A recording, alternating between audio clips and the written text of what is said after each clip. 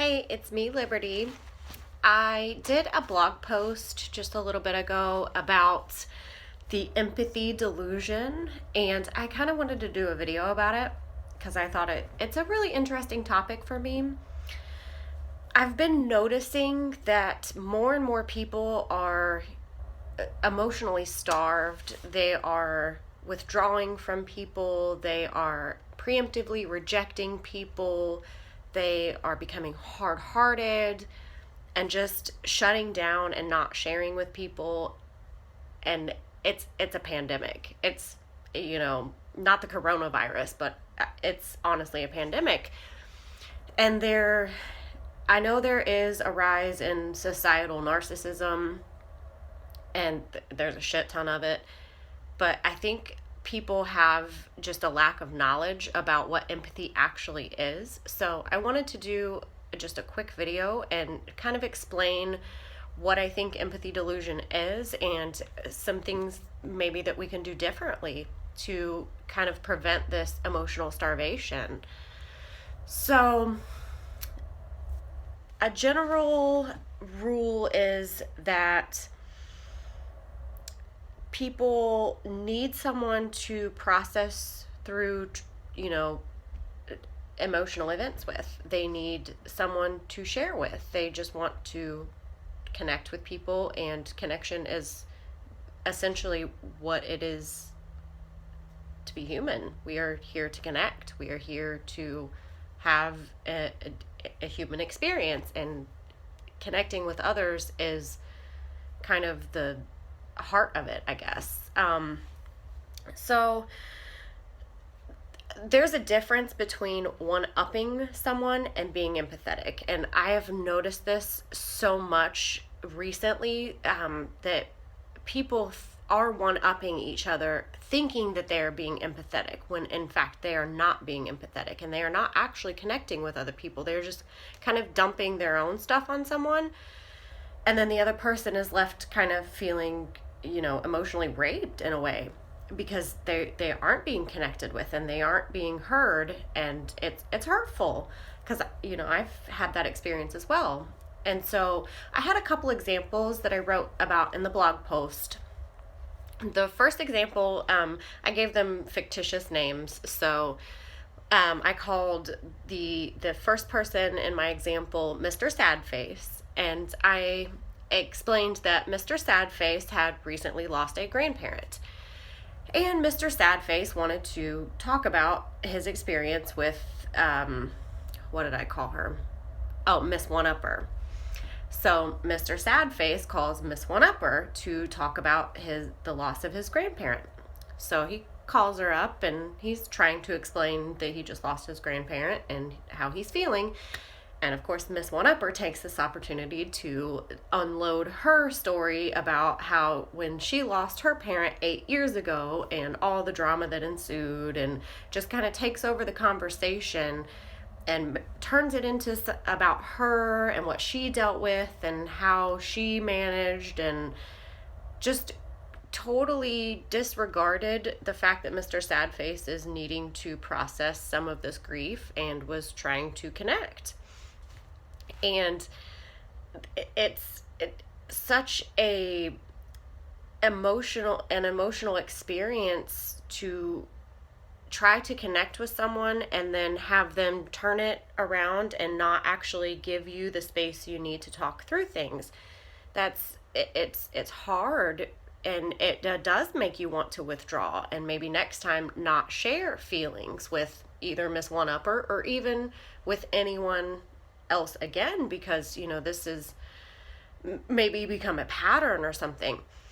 And so Miss One-Upper thinks that she's providing empathy. She's the epitome of empathy delusion. She thinks she's sharing a similar pain, and so this is her connecting with this person, when that's not in fact providing this person what they need. So a truly empathetic person would listen to Mr. Sadface. How are you feeling? What's going on? And, Mr. Sadface would have the space to either A, cry, B, talk about like, does he have to travel to get the family jewels? Does he have to plan the funeral? Does he have maybe happy memories that he wants to share? Just giving someone, because empathy is understanding what someone else is going through. It's not teaching someone that you've been through a similar experience. It's actually understanding what that person needs because you have been in that position, or understand what someone in that position would need and providing that. It's not teaching someone that you've had a rough experience too. And this goes for happy experiences too. I've had people where I'm sharing a happy experience, trying to, do something and connect with someone, and then they turn it around and have like a 30-minute monologue about, a happy experience that they've had that's similar. And you're just kind of left like, oh, okay, yeah, you've had a cool experience. Like, and then it never really gets to the meat of what you were trying to share with them, because it was like, oh yeah, you had this happy experience, I've had this happy experience, and like they go off on a tangent instead of being like, oh, I actually had a purpose for sharing, because we have a purpose for sharing things with people. We have a moral to the story, so to say. It's not just we're sharing and emotionally dumping. There's more to it. And so, at least in my case with the happy experience, I just kind of stopped and just kind of let them go. And then I, took my emotional stuff that I was trying to talk through to someone else that was a bit more empathetic and not as one-uppy. So that's the gist of everything that I was writing about, was that empathy is not teaching someone that you've had a tough experience that's similar, or a worse experience. It's about knowing what someone else would need and providing that. And you may not have ever had someone that provided that space that you needed, or whatever it was that you needed. And so maybe you don't have the emotional capacity because you are so emotionally starved. So you don't have the capacity to listen to this person when they're grieving over, their great aunt or whatever.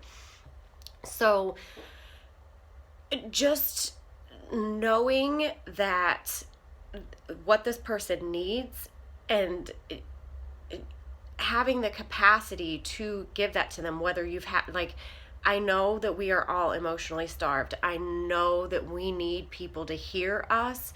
And so it's hard to have that space when you don't have someone to also connect with emotionally. And also, I think part of the problem may be that no one has ever modeled this for them.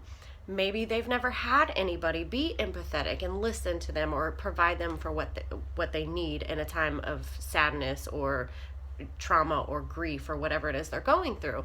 So I think there's a bit of both going on, where we're just so emotionally starved and we've never had it modeled for us. So there's so much going on with this, and it's been weighing on my heart. So I really have been talking about this a lot more, and I wrote the blog post, and then I wanted to do this quick video because there's so much we can do. We can understand what someone is needing when they are in pain because we have been through a similar experience, but we're not going to take that as an opportunity to take over the conversation. That's what you don't want to do. You want to get through. You don't need to give any advice. Don't give advice. When someone is crying to you on the phone, unless they are saying, hey, what should I do? Don't give advice. You just need to listen to them. Just be there. That's how you connect with someone. That's how you provide someone emotional support. And that's being empathetic. It's not taking it as a time to go on and on and on about your stuff, So I wanted to make a video to just kind of explain my thought process of what I'm thinking about this whole empathy delusion, because honestly, I think we are all deluded. We are all deluding ourselves, thinking that we are providing empathy to people when we're just sharing and one-upping and we're not actually doing anything to connect emotionally with people, and it's hurting our relationships, and it's making so many people shut down. That I've seen it so many times in comments. I've heard it so many times where people are just shutting down. They're like, I've been screwed over twice, and I'm just not going to be nice to people anymore. I'm not going to share anymore. I'm not going to connect anymore. I'm not going to listen to anyone anymore. And it breaks my heart, because we can do so much better than this. So if you are a one-upper, please, please, please understand what empathy really is and what you can do to hold space for someone. You don't have to give advice. You don't have to have an answer. You just sit there and listen, or sit with them quietly, whatever. Provide for each other. Like, let's love one another. Let's change this societal narcissism, because we can do so much better. Please like, comment, subscribe. I am available for coaching. You can visit the website Self Care for Zombies, or email me at selfcareforzombies@gmail.com, and I will see you guys another time. Love ya. Bye.